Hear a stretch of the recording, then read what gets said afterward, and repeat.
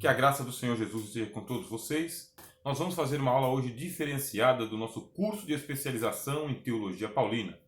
Vou fazer uma revisão de todas as aulas que nós já tivemos até o momento. Estou aqui com o canal Conhecimento de Fronteira no YouTube, nas playlists de Teologia Paulina 1. E vou discorrer um pouco, tema a tema, daquilo que nós já estudamos.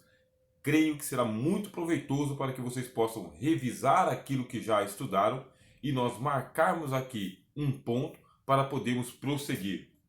A primeira aula foi uma introdução à teologia paulina e falando sobre a relevância do apóstolo Paulo para a igreja atual.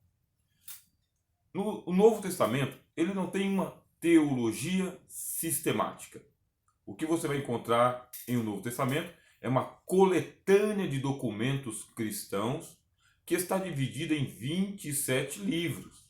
Nós temos os 4 evangelhos, Mateus, Marcos, Lucas e João. Depois nós temos o livro histórico, que é o livro de Atos dos Apóstolos. Depois nós vamos ter as 13 cartas paulinas, sendo que essas cartas elas são tanto direcionadas a igrejas quanto a pessoas. Essas 13 cartas elas formam o Corpus Paulinus, mas não é um Corpus Paulinus de teologia sistemática do apóstolo Paulo, porque ele não escreveu sistematicamente, exceto a carta aos Romanos. A carta aos Romanos é uma síntese da teologia sistemática do apóstolo Paulo, mas também não pode ser considerada uma teologia sistemática, já que ela é tópica. Ele pega alguns tópicos da sua teologia e discursa sobre esses tópicos. Depois você terá as cartas chamadas cartas universais ou cartas gerais. Há uma discussão sobre a Epístola aos Hebreus, se ela pertence à autoria do apóstolo Paulo, nesse caso seriam 14 cartas ou não. Quando nós estamos estudando a Bíblia Sagrada, nós vamos entrar em contato com uma ciência chamada crítica textual. A crítica textual ela examina os textos perícope por perícope, parte por parte, palavra por palavra. A função da crítica textual é dizer para nós o quão antigo é esse texto, quão original é esse texto, como que ele saiu da mão do escritor e até o ponto que chegou a nós. No caso aí da carta aos Hebreus, a crítica textual ela discorda de que Paulo tenha sido o seu autor, porque a estilística é diferente, muito do vocabulário é diferente e também a teologia que está composta dentro da carta aos Hebreus, ela é bem diferente do Corpus Paulinus, as 13 cartas. Nesse caso, ela faz parte das epístolas gerais ou das cartas universais. Depois, nós teremos o livro profético, que é o livro do Apocalipse. 27 documentos cristãos produzidos no primeiro século, a partir da década de 40 até o final do século. É lógico que os cristãos eles produziram muito mais documentos, mas quando chegou o momento da canonização dos livros sagrados, centenas e centenas dos escritos que existiam, eles foram rechaçados, deixados de lado. Eles foram carimbados como sendo espúrios, apócrifos, não inspirados.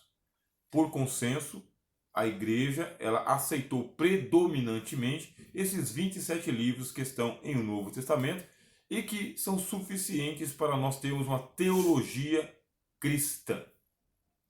Bom, quando a gente entra no Novo Testamento, se você procurar uma teologia sistemática, aquela que tem uma coerência lógica de A a Z, você não vai encontrar. Porque o Novo Testamento tem teologias no plural. Nesse caso, você vai ter uma teologia paulina, uma teologia petrina, uma teologia joanina, tiagina e assim por diante. Quando você vai para os evangelhos, você não tem uma biografia de Jesus Cristo. Você tem relatos de alguns momentos do Senhor Jesus, desde a sua revelação até a sua crucificação, ressurreição e ascensão.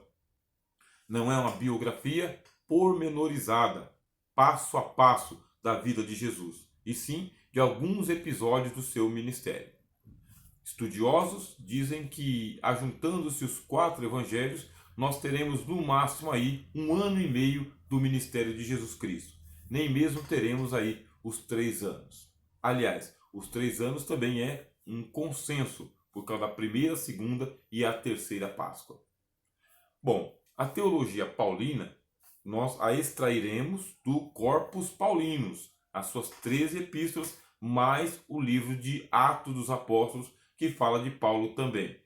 Ele predominantemente aparece a partir do capítulo 9, depois ele assume no capítulo 13 e vai até o capítulo 28 do livro de Atos.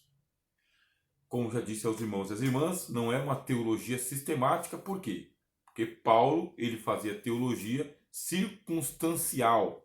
Dependendo da circunstância em que ele estava passando e a igreja estava passando e que lhe era exigido por seu ministério, ele escrevia a sua teologia, o seu pensamento, a sua doutrinação e direcionava uma carta às igrejas ou aos pastores.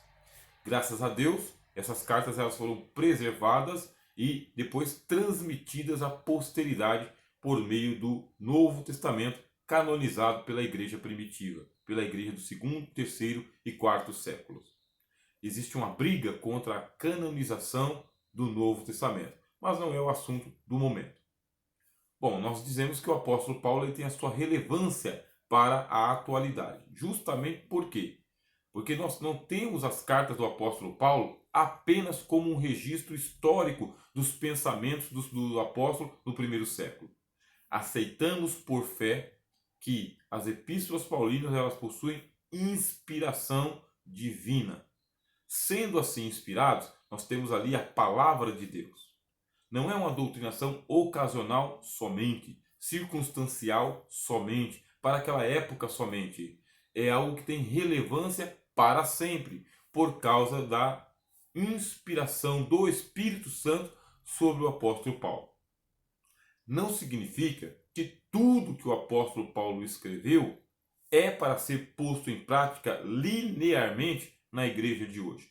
Porque existem peculiaridades que pertencem ao primeiro século, à igreja local, àquela circunstância. Nesse caso, é função do teólogo, da teologia, do ministério pastoral, fazer uma contextualização daquilo que o apóstolo Paulo escreveu. Vamos lá para um exemplo. O exemplo do uso do véu. O uso do véu que o apóstolo Paulo citou apenas uma vez para uma igreja direcionada, a igreja de Corinto. Ele não recomenda o uso do véu em nenhuma das outras 13 cartas, nenhuma. E ele não pega o assunto do véu e transforma isso no ponto capital da carta aos Coríntios. Isso é uma regra hermenêutica, meus irmãos.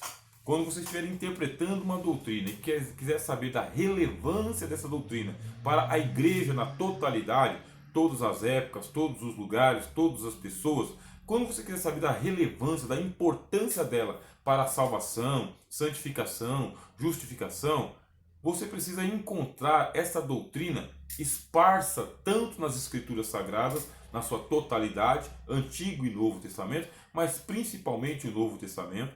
E eu digo esparsa porque ela volta muitas vezes. É o caso da doutrina da justificação pela fé. O apóstolo Paulo ele sempre fala da doutrina da justificação na carta aos Romanos, na carta aos Coríntios, na carta aos Filipenses, aos Tessalonicenses, aos Colossenses. Paulo sempre fala da doutrina da justificação pela fé. Era o cavalo de batalha dele. Então eu sei que possui relevância doutrinária e importância para a minha salvação. Agora, a doutrina do véu não tem a mesma importância, a mesma relevância, porque foi citada uma vez, em uma carta, e muito rapidamente, é uma citação de passagem, e não tem como eu fazer doutrina em cima do uso do véu, porque não tem mais referência nem no Velho Testamento, nem no Novo Testamento. Nem Pedro, nem Tiago, nem João, não existe mais referência. Cristo não falou uma vez do uso do véu, nenhuma vez. Os outros apóstolos não falaram nenhuma vez. O apóstolo Paulo não falou, a não ser na igreja a Corinto, uma só vez, e ponto. Então estou passando para você aí uma uma chave hermenêutica para você aprender a ver a importância de uma doutrina em relação com a outra. Quer dizer que eu vou ter que contextualizar o que é que o apóstolo Paulo quis dizer sobre o uso do véu, se era só para a igreja de Corinto, se tem que ser aplicado nas outras igrejas, se for aplicado nas outras igrejas, como é que isso tem que ser aplicado, porque na mesma passagem ele fala, se alguém quiser ser contencioso, a igreja de Deus não tem esse costume. Qual costume que a igreja não tem? De usar véu ou de ser contenciosa? A igreja não tem o costume de ser contenciosa. Veja só. O apóstolo Paulo está dando para nós a interpretação. E no mesmo texto ele fala, mas o cabelo foi dado em lugar do véu. A questão é tão simples de ser resolvido, porque não era uma doutrina capital do apóstolo Paulo, que ele já passa para outros assuntos de maior relevância. O assunto do casamento, por exemplo. Paulo fala várias vezes em outras cartas. Nas pastorais ele fala diversas vezes. São metáforas que ele sempre utiliza. Então eu vou prestar um pouquinho mais atenção nesta questão aí, que é a do casamento.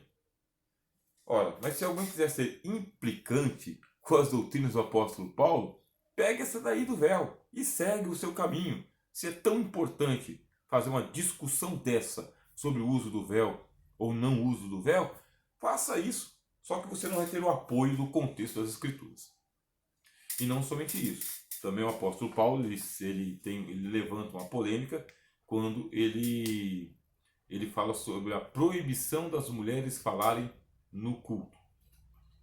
E aí, lógico, nós vivemos em um outro contexto de sociedade, onde as mulheres não somente falam, como ensinam, doutrinam, lideram, abrem ministérios, agigantam esses ministérios. Não é o mesmo contexto lá do primeiro século. Então nós vamos ter que fazer uma interpretação, uma contextualização. O que é que o apóstolo quis dizer? O que levou Paulo a taxar isso? Não permito, porém, que as mulheres falem na igreja. Antes estejam em silêncio. Mas se tivesse alguma dúvida, vai perguntar para o teu marido em casa. É assim que ele fala com as mulheres. Como que eu vou contextualizar e entender isso daí? O apóstolo Paulo tem muito mais relevância para nós na atualidade do que nós estamos dando para ele. Agora, a gente tem que tomar cuidado em não ficar com as peculiaridades das igrejas do primeiro século, igrejas da Ásia, igrejas do Oriente, igrejas da sociedade greco-romana, ficar pegando pontos específicos das igrejas daquele tempo para tentar trazer para nós. A relevância do apóstolo Paulo está principalmente na sua cristologia. É isso que eu sempre sustento. Se você tem uma cristologia sadia, você conseguirá ter uma teologia sistemática sadia. Portanto, antes de eu me preocupar muito com questão de usos e costumes, de peculiaridades das igrejas, reformas de comportamento, vamos para a doutrina central. Qual é a compreensão de Paulo sobre Cristo? Tendo dito isso, convido você a dar continuidade aos nossos estudos da teologia paulina e agora eu vou para o segundo vídeo.